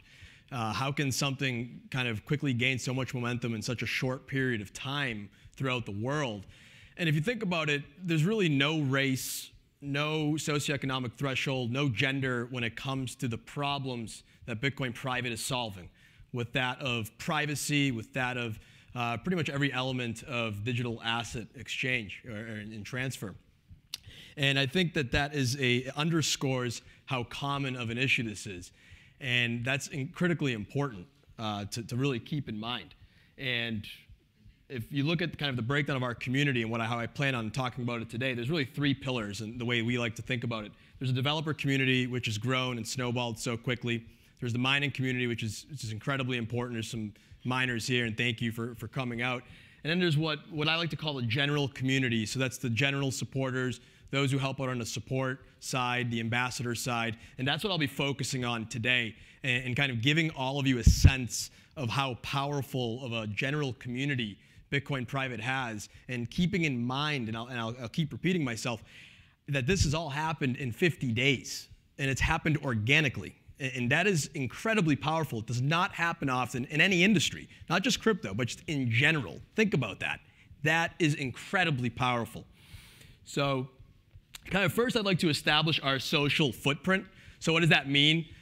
The followers. So what is our following today across social media? I think that's a good kind of way to quantify it. Keep in mind, this is all organic. There was no advertising budget, no advertising partners, none of that. This happened organically. And if you look at our engagement, because I know people, you can buy followers and all that stuff, the engagement is real. These followers are real. Clearly, there is an exponential growing effect. If you look at Twitter, if you look at Reddit, and you can look at our public Discord, across the board, that is a fact. So if we can establish that, let's now talk about how is Bitcoin private moving forward going to leverage this organic community that we have all been incredibly fortunate to have been able to be a part of, to witness the growth of it. And because if you keep in mind, the very same problem that Bitcoin private is solving is being solved by those who are encountering this problem. So it's kind of like that if you think about it, when the best software solutions are those that are kind of like dog food. And if you think about it, that's exactly what's happening here, is the same problem that we're encountering are being solved by those same people. So how do we leverage all of this growth, this momentum, the community that currently exists on Twitter, Reddit, Discord, across the world? Well, first, let's talk about the kind of localization initiative and how it started. So there's Manuel, which John actually mentioned earlier. There's also Marcus and Savo, who started the localization channel. And what that originally was, I believe, was just a few people that were helping out with translations, for example. So there's this blog article. It's really cool. We want to get it out to Asia. Please help us translate it, for example. And then what we've implemented to further catalyze this very important localization initiative is an ambassador program. What does that mean? That means basically, let's try and create localized, deeply rooted communities across the world. The interest is there on a worldwide standpoint. The followers are there. Let's now implement some process and framework to make things more efficient and to really create deeply rooted communities. So we rolled out about a week ago or so, was just an ambassador program. And within 7 days, it gained traction of upwards of 300 individuals. This is with very little process, if you actually think about it. I mean, the framework exists, but there's really not much more than that at this point. I think we're at the early stages of helping grow this out from an open source standpoint, because once again, it is a truly distributed effort. And what the goal of this will be is to really help educate people, post-fork and way down the line, of the benefits of Bitcoin private, how it can be embedded into every part of our life, when it comes to our digital assets and transferring all that. So, what else now? What other frameworks have we started to build that will help kind of catalyze this momentum, help further establish a very strong community, and most importantly, in my opinion, and the opinion of many people within this open source initiative, is how do we differentiate?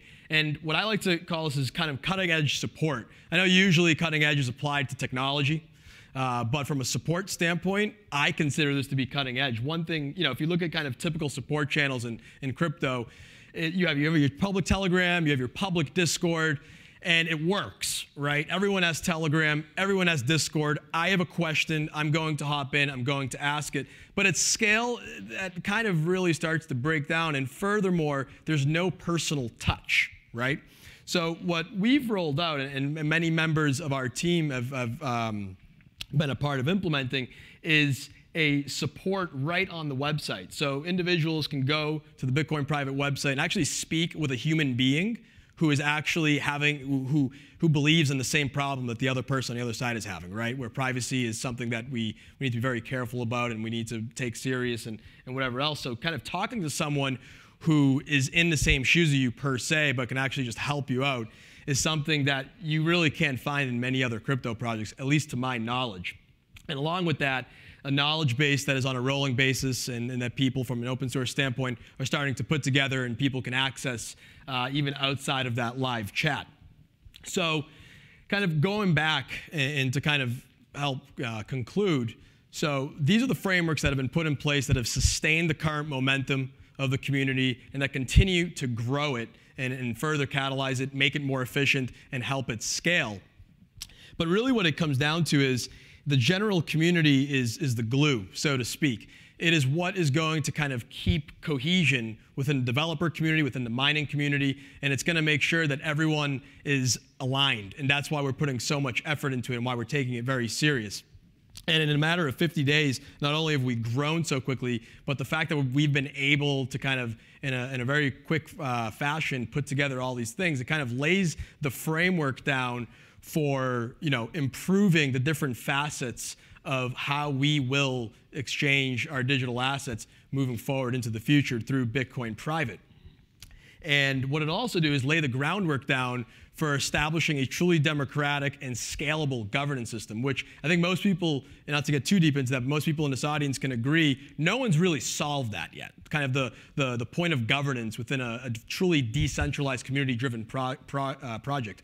There's a few crypto projects that are kind of laying down and breaking some ground with it, but no one's really figured it out yet. And then lastly, it'll continue to develop and snowball, what I like to say, the developer community, where it's grown to over 20 engineers in a matter of 50 days and even larger than that. And these are all volunteers, keep in mind. So it's very exciting to see where this goes next and to kind of keep in mind that we have a lot of good frameworks in place to truly bring this worldwide, scale it out into a deeply rooted community fashion. That's it.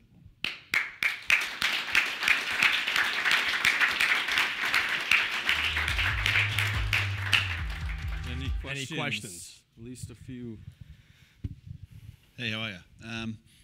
Thanks to all you guys for everything you've done. Like, I was initially an investor, still am an investor, but I really believe in the product. You guys have done a great job with the community. I'm not super smart technically, like a lot of the people here. It's fantastic to see that in the community. I have a question more for you guys. Like, what can we do in a non-technical, less ingrained in the community? Like, how can we be the difference? Like, how can people like me help you with our technical skills? Like, what are other things are you guys looking for that we could help make this project succeed? Because I really want to do that, but I can't GitHub. I can't do that. Great question. So, like, yeah. That is a fantastic. I have a second question. I'm sorry. So I was just wondering if we could pass the hat around today to raise some money to get Rhett's photo put on IMBD because he's not there for his starring role. Yeah, good question. So that's a really, really good question. So we're, kind of, given that it's a truly decentralized initiative and it's so young, it's in the infancy, I can see how the feedback that we receive sometimes is exactly what you're asking. If I'm a non-technical person, how can I contribute to this initiative? And the short and blunt answer is we're figuring it out in terms of how do we create frameworks like the ambassador program where we can start to at least create the pipeline of individuals who are non-technical but can still deliver immense value in non-technical ways. So keep an eye on the campaigns that we plan on rolling out via the ambassadors, via Twitter. I mean, the open source community on the community side is large, on the ambassador side and the ambassador committee and everything we have going on there. And there's some fun ideas that are in the pipeline in terms of how people from the community end who are non-technical can help out and help create those deeply rooted communities. Because that's the end goal, right? The end goal is we want to create deeply rooted communities across the world.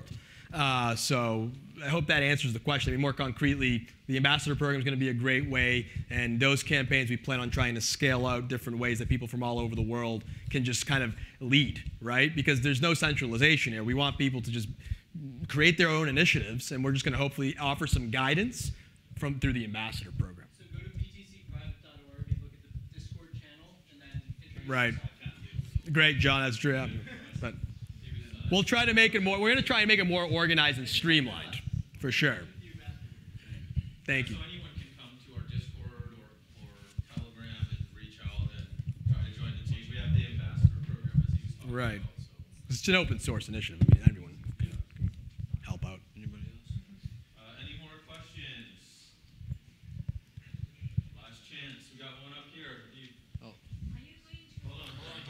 Hold on, please. Thank you.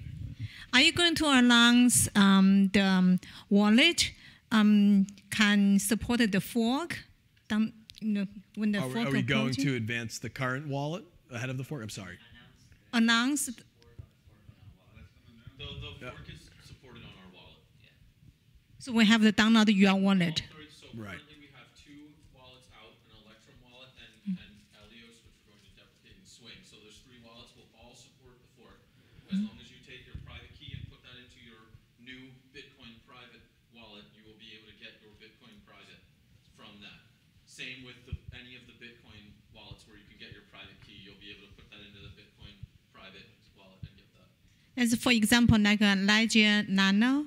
Yeah, so we don't ledger. So and sorry, my microphone was off, so I'm going to repeat that for the live stream people. Was that any of the wallets that we have are going to support the fork, right? And then Koinami is also going to be supporting the fork, and then any of the Bitcoin wallets where you can get your private key. So basically, if you can get the private key for your specific wallet address that has your funds in, or multiple wallet addresses, and put that into your Bitcoin private wallet, you will get your Bitcoin private from both the Bitcoin side and the Z Classic side, okay? So anywhere you can get the private key, you will get support. Any other questions? Got one more.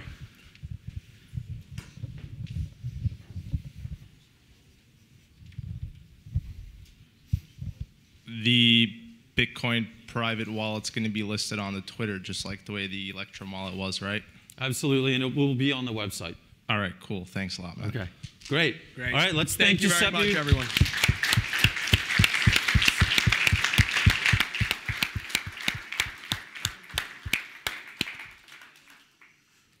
So we just have one additional announcement. It's not a big one. We have the white paper. It is almost done. I expect it to be released this coming week. I think when we started it a few weeks ago, Giuseppe called me and said, we can do it in one day. One day, I swear. And I told him, no, so I've actually published a few manuscripts, and it takes weeks. And if you do it right, it takes weeks. So I appreciate everyone's patience. We want to make sure that this is done right. We're editing it right now. We're almost done. And then we're taking an additional step past what everyone else is doing, and we're going to have this article peer-reviewed by people that are in the particularly the technical side of the crypto community, to be sure that this paper, this white paper, is going to come out, be sound, and be technically sound, as well as just sound in general. So we're really excited to say that we're going to release this hopefully this week, and yeah, hopefully everyone else is excited to read it. And this will answer a lot of the questions that a lot of people have in general. We talk about the future of Bitcoin private. We talk about what needs to be done before the fork and pretty much everything in it and all of our ideas and everything about Bitcoin private in general. So with that, we have free T-shirts for everyone.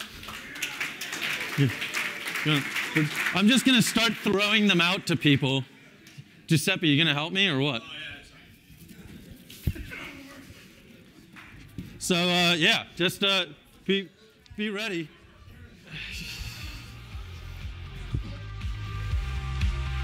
There are all sorts of sizes.